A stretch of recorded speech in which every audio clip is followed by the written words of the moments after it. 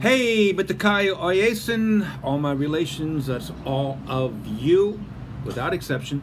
This is Mark Still, and as I promised, I am starting a series of conversations with people from all political bents about how to fix a broken America. This is the first conversation. You are invited yourselves to be part of this, as long as you can be respectful, as long as you can be polite, because that is what's missing amidst all the turmoil right now. So the first person I am going to speak to, her name is Danessa. She has asked that she not be filmed, so you lucky people get to see nothing but my beautiful face for however many minutes this lasts. So I will turn the floor over to Danessa, and we'll get into this.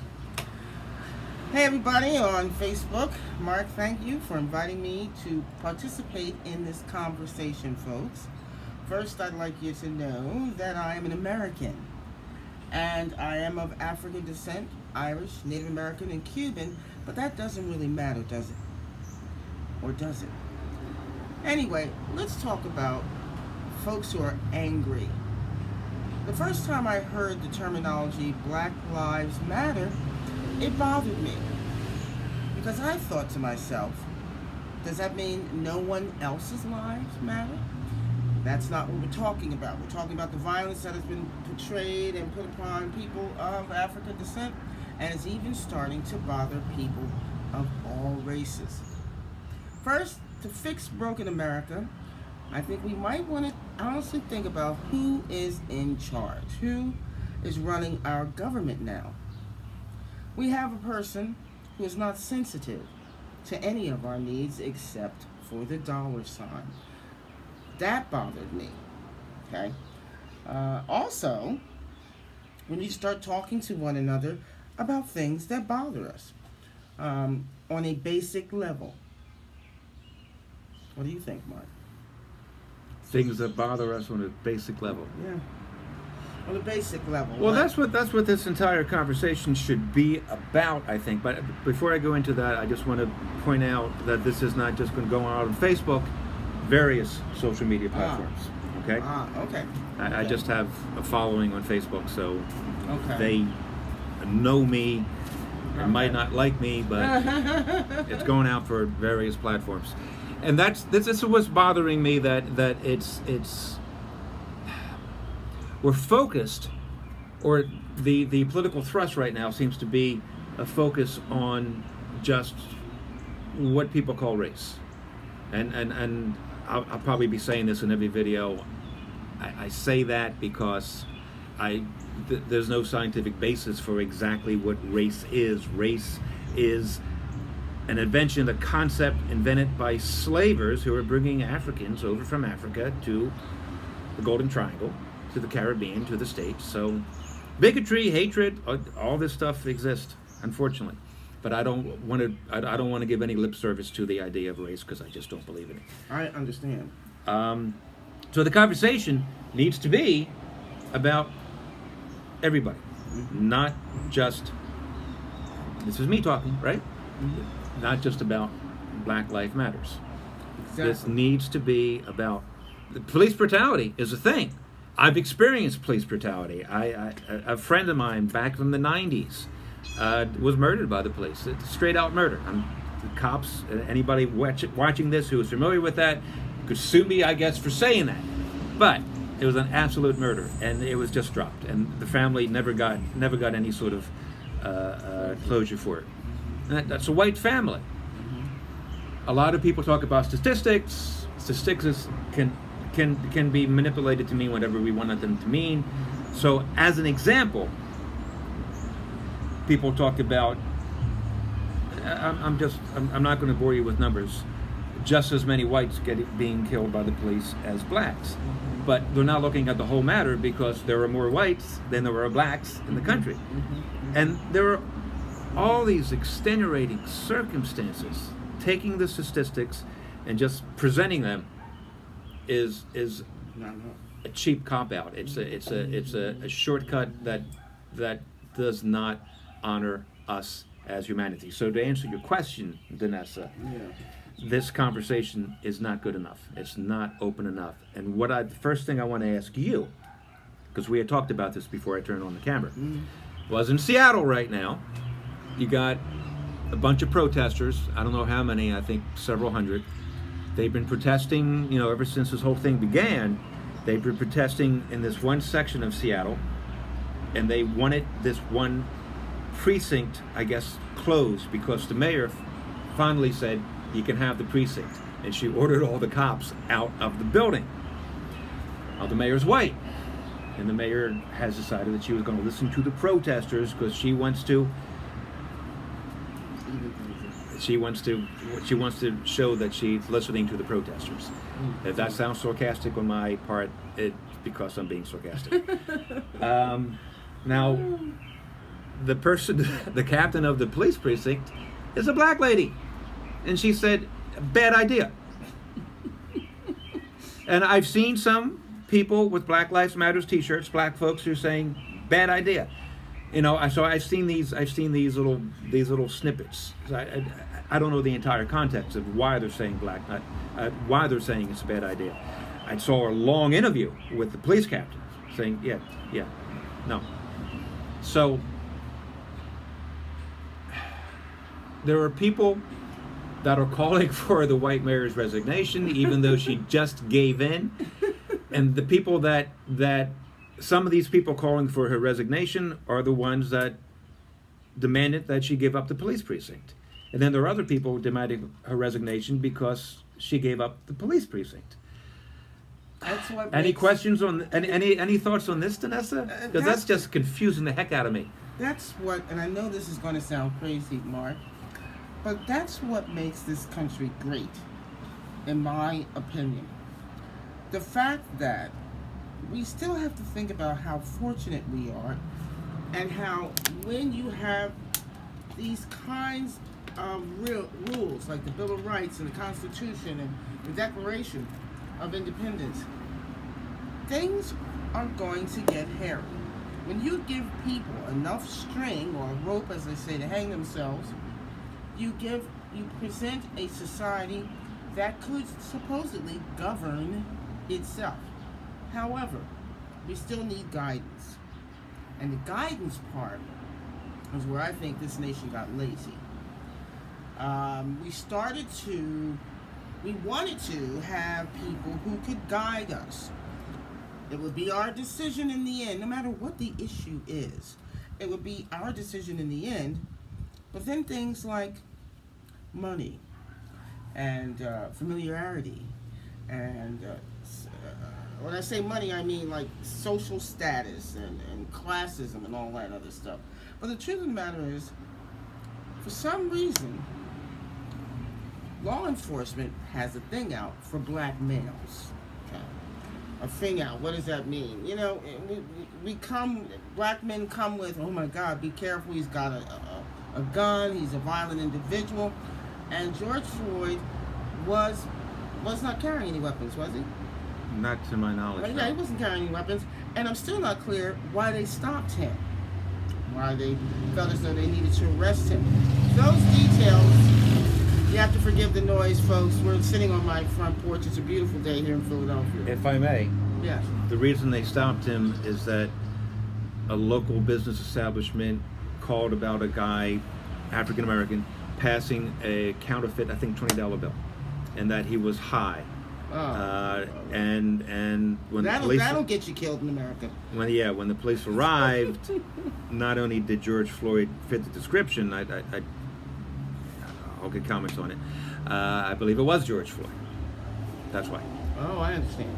Well, in any event, no matter what the reason, the result seems to be the same, and it seems to be the same a lot of the times. And what we should also think about is one another. I know this sounds 1960s, I was brought up in the 1960s, but you have to consider what you would do in a situation that has made so many people separate. Now, I am of the conspiracy community, and there's been a series of events that have pretty much disturbed me. First, the COVID-19 virus. Then you have to go home. They want you to go home, stay home, not to spread the disease that we didn't find out about in time. Then the CDC being silenced by the President of the United States. Then check this out, folks. Once they got us to stay home, of course it was all fear-based. We had a few facts, but a lot of that information was disclosed to us because the President didn't want them to release too much information. Doesn't matter. It doesn't matter. My husband said I'm going in a different direction. The series of events is what I'm talking about. All right. Then a man of color is killed by the police. All right. Now we already have a disease. People are losing their jobs. Unemployment is like at the top. People who have tried to get unemployment, they have to wait too long. People's livelihoods have been shattered. Yeah. Okay, because of this virus. All right, so now I notice after they tell us to stay home, get connected. That word kept coming up. Get connected, and we weren't getting connected. It was more like a divide and conquer scenario for me, personally. So now we're being forced to use social media and learn how to use the ins and outs of technology, but we can still see one another, but we can't touch one another. After they did the George Floyd thing, that was just it. That was it for a lot of people. And that doesn't surprise me. The violence part surprised me. The young black folks and some white folks who were looting surprises me. The fact that Trump says if you loot, we'll shoot does not surprise me. And I was upset and I'm also a senior citizen. And I've seen a lot of things. She doesn't look like a senior citizen. I have seen a lot of things in my lifestyle. Your style too. In my life that, from the beginning of color television to civil rights to segregation finally being thrown out, landing on the moon. Every 10 years, technology changes, and if you don't stay with the program, you're going to get left out. All I have to say is, in my lifetime, which is 63 years, I've seen a lot of things happen, and this scares me the most. It seems like we're being conditioned, we're being told what to do, how to do it, get with the program, and there always has to be a little bit of civil unrest to divide. That's what really bothers me, the divide and conquer situation. We have to start voting, people. We have to start voting, and a lot of folks out there would say, oh, that doesn't matter. Yeah, Trump bought his way into the White House. Who doesn't know that? Bush bum rushed himself into the White House. Who doesn't know that? But what about us? What about the people who are Americans, right? I'm saying Americans because that's all I know. That's the country that I was born in. That's the country that I love. And you know that only in America, brilliant and gorgeous and wonderful things can happen. Also bad stuff. Nowhere in the world could you live a better life, in my opinion, which is the only one I can have, except for in this country. And if we don't get our bleep together, we're not going to be able to make it. Okay? I don't want us to be the country where they say, oh, the mighty have fallen. As long as we stick to what we know, which is right from wrong, we will continue to be a force globally. That's all I got to say. I love how you ended that because I was wondering how to tie this in. There are a number of people right now who are saying, and I'm one of them, that this is not an issue of, for example, systemic racism. It's not an issue of black or white. It's not an issue. Any of the terms. It's a device. She said this is a device, but a lot of people are saying right now, the issue should be one of values. And the values I'm wrong. are, there's got to be some absolutes in our life. And the values are absolutes. Now, from my Judeo-Christian background, I'm Roman Catholic, by the way. you know, to pick something out of the air, or actually not out of the air, it's not random, 10 Commandments. Thou shalt not kill, absolutely. Which includes George Floyd, which includes David Dord. I am so upset that I'm not hearing that name more often. You know who David Dord is? He was the black retired captain who was shot in St. Louis because he was defending the pawn shop that had hired him as a security guard. And My God. And he was shot by a black man. Ugh. Well. So, you know, where's Black Lives Matters there? Yeah, I know, comments are going to come, whatever. So it's an issue of values. Do not kill, you do not steal. You don't do these things. And if we could agree on these values and that they are not relative, see, that's my idea, then this country could get its bleep together. Yeah. I totally agree. I was just screamed in there that I was raised to Roman Catholic. And it's a good thing that Mark pulled up the 10 Commandments. Even if you don't believe in anything, you do know right from wrong. Except for maybe those who are mentally challenged. You see, you know, it's inbred. Is it genetic? I don't think so. I think it is part of your environment. It could be both. Until they can prove it, we're never going to be sure. However, you are no different from me. You are no different from Mark. You are no different from my husband, who happens to be of Mexican descent. We're just all human beings here. Sure, that's easy to say when you have people who are killing people of a single race and sex. It looks a little suspicious.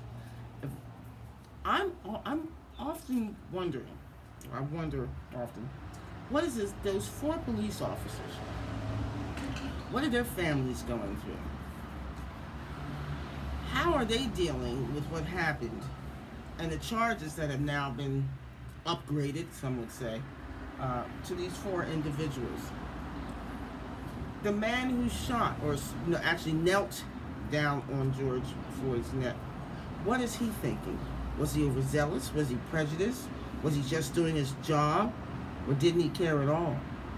Those are things that I kind of think about. And I know a lot of people will say, what the heck are you doing thinking about him?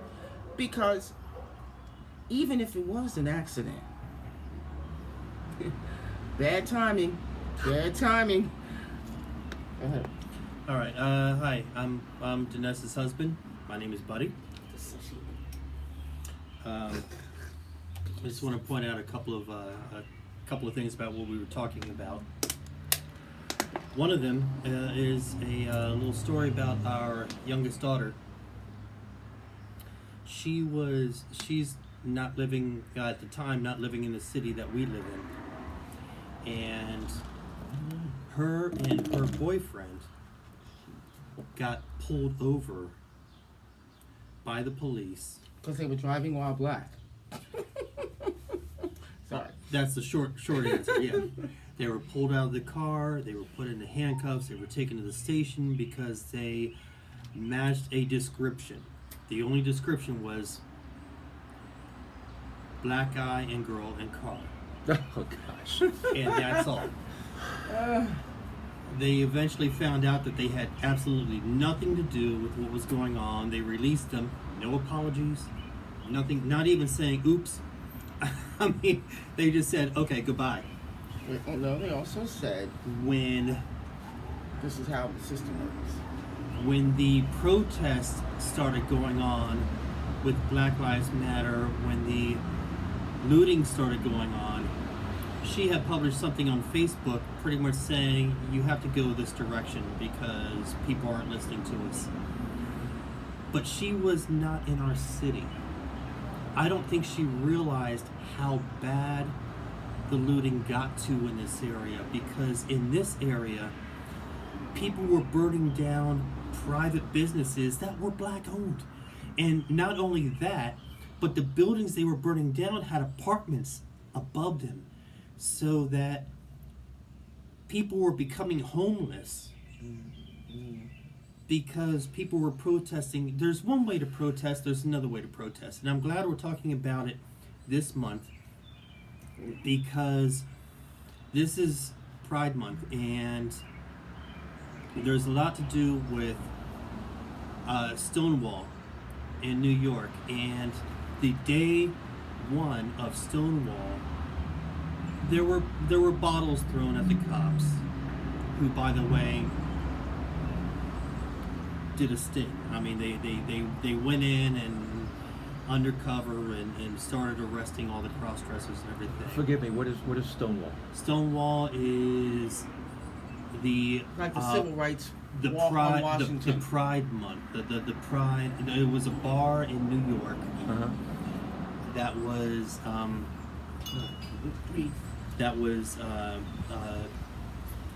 you know, a gay bar. Okay. Gay and straight, but it was before anything gay was allowed to be legal. In fact, they started arresting the cross-dressers because cross-dressing in public was illegal. And so when they went in and did their raid, people protested. They started throwing the bottles, and the police started shooting into the crowd, and they killed 6 people. Okay. It didn't end there. In the 70s, 80s? This was in the 70s. Okay, I know what you're talking about. And the protesters did peaceful protest from that point on. They went there every single day protesting. And it made a difference. Okay, they didn't do looting. They didn't do, this is where I was getting at with this whole thing. They didn't do, the first day there was some violence there, and the big violence was from the police, okay? Although there were bottles thrown, I'm not going to deny that. But from then on, it was just a peaceful protest, and it made a difference. And I think that's what we need to see is, Well, if we're going to talk about that, we need to people talk... think that the peaceful protest is frustrating, that you don't get results. King didn't think so. But I think we're doing so. And then people are going to say, well, yeah, but they shot him. Well, they shot the two Irish boys too. But that's what I'm getting at is, when you look from not in this area, and you say, like our daughter did, that, well, you have to become, peaceful isn't working, and you have to become more violent. It seems to get more attention. It becomes more violent. It gets attention. But they don't realize It's not right. Doesn't help how to they're find a destroying solution. their own community. I mean, I'm looking at people living in these apartments. I work at the place that sees all this stuff, and it's like 3 very frustrated people here. they're tearing local businesses, not the big chains. Yes, they are. Well, yes, the big Target? chains, but they're also tearing the local businesses apart. Yes. They're They're tearing the city apart. They're By the way, tearing their folks, we're in neighbors. Philadelphia. And that's the thing. It's like it gets out of control. It gets out of control, and you got to look at. Getting it back into control and then doing something about what That's started exactly it. That's There you go. exactly it. Yes. There you go. Which is the point of the conversations.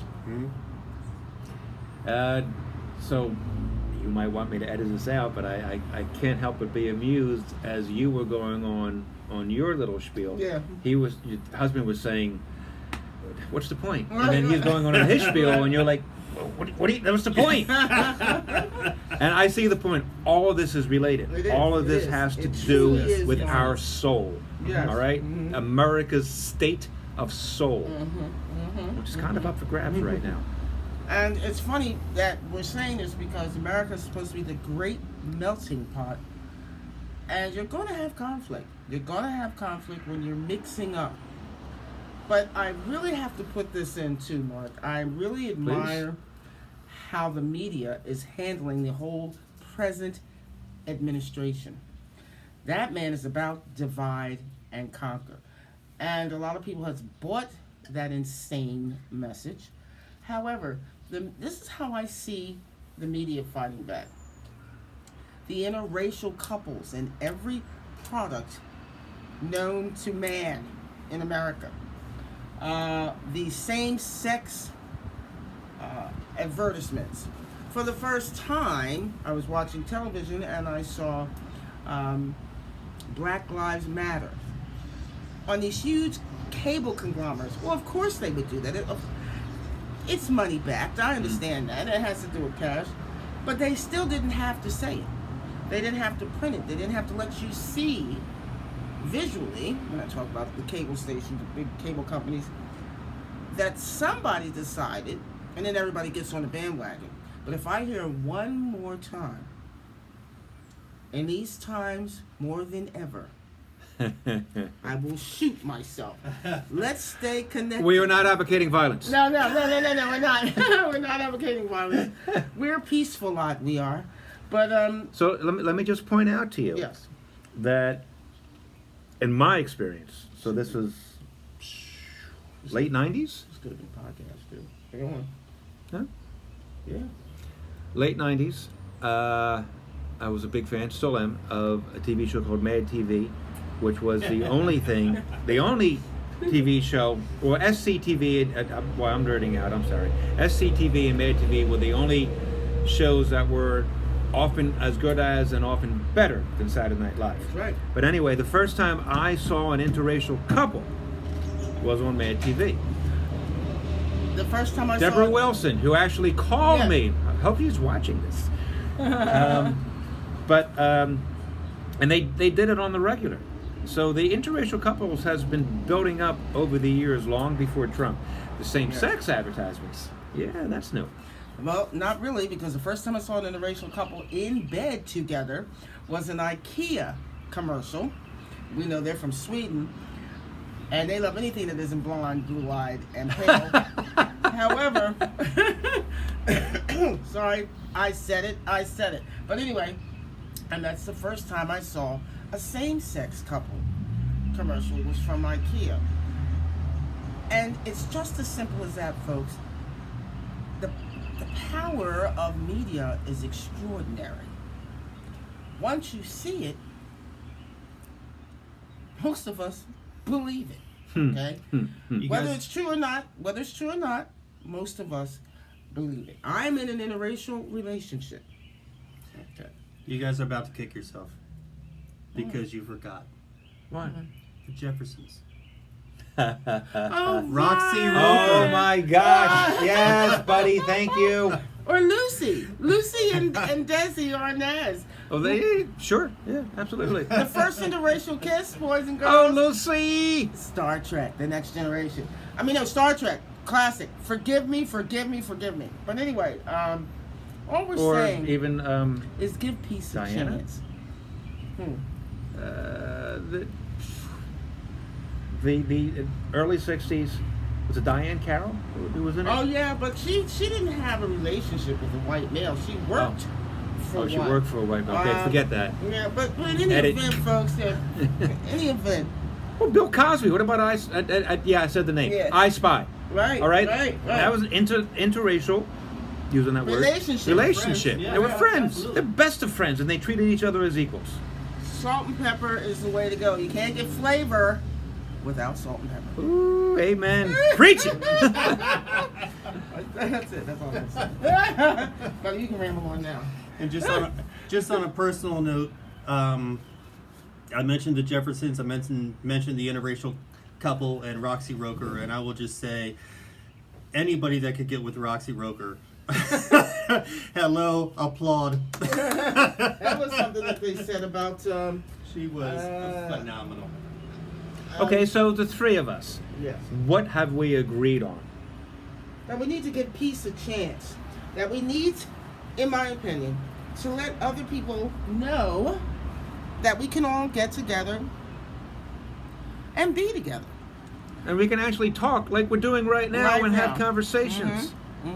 We got. I mean, if you must know, there are two white guys and a woman of African descent that are sitting on this porch at our home talking to you because it bothers us. Now, I have to say, tolerance to a point is acceptable.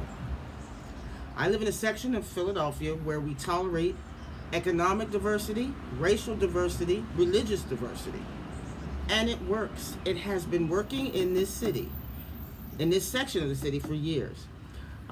Guess what, folks? No looting in Mount Airy. Think about it. Mount Airy, not Jordantown. Chestnut Hill. I just want to point out that it does not have to get violent. No. You know, it could get loud. It could get whatever. Obscene, but not violent. There is a difference between protesting and respecting your neighbors and your other people. I mean, and when I say your neighbors, we're all neighbors. We are all neighbors. We all live in the same country. We all live in the same area. And we all should respect each other one way or another. Even if we disagree. We agree to disagree. Let them know That's that we right. disagree. But it does not have to get violent. Plus, really, not that anybody cares what the rest of the world thinks of us, but I do. Because right now, we're the forerunners in a lot of things. The biggest export from America is our lifestyle. It's our lifestyle, and it's making lots of money for this nation. True. Maybe it's not a product, and actually it is food, lifestyle, movies, music, clothing. Huge. Just think about jazz. Jazz is an American situation. It is American invention. We did all that together. We did all that together during a time when you couldn't even perform on the same stage with a person of another race. Things will progress. I hope that it'll go in the right direction. I will say Black Lives Matter, but let's make that all lives matter. Mark, thank you very much for letting me express myself. I do want, because of your two closing statements, I do want to say one more thing, Go on. if I can. Of course, it's Because your show. it's my show, the Mark C. Still show. To the point of violence is not the way. It's not. Violence is not. I'm laughing because somebody. Gotta laugh, not to cry. Yeah, somebody said, and then it was picked up by a lot of people. If you're destroying property, it's not violence. Yes, it is. Okay. That's it. Um, It's destruction. Especially because the property actually winds up harming the people that own the property. They lose their jobs, they lose their incomes, they're out on the streets. But, so here's the thing. Violence is not only just physically laying hands on something and physically injuring something or scarring something. Violence can also come with words. So the idea of Minneapolis getting rid of the police department, and I know that those are just words right now, but the idea that so many people marched toward the mayor, I'd heard in the square, then I heard at his house, I don't know, and they demanded that he he disband the police department, and when he said no, they booed him. And then all this nonsense going on in Seattle right now. Talking to people does not mean demanding that they listen to you. Right. It's a discussion. Yes. So I just want to add that. If you have anything else to say to that, that's fine. Otherwise, I guess I'm done. Wait, here comes Buddy. Yep. All right. Buddy.